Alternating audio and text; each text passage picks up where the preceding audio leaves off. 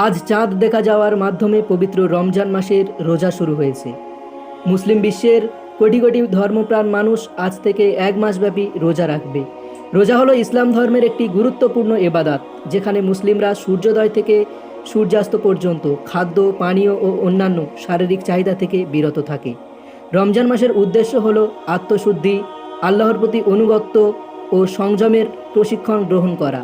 এই মাসে বিশেষভাবে নামাজ, কুরআন তেলাওয়াত এবং দান খয়রাতের মাধ্যমে আর্থিক উন্নতি সাধনের চেষ্টা করা হয়।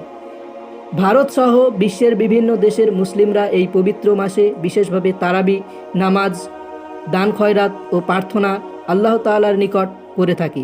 তারা বিশেষভাবে ক্ষমাপ্রার্থী হয়। আল্লাহর রহমত ও শান্তি কামনা করি আপনাদের সবার জন্য। রমজান মাসটি শান্তিপূর্ণ হোক।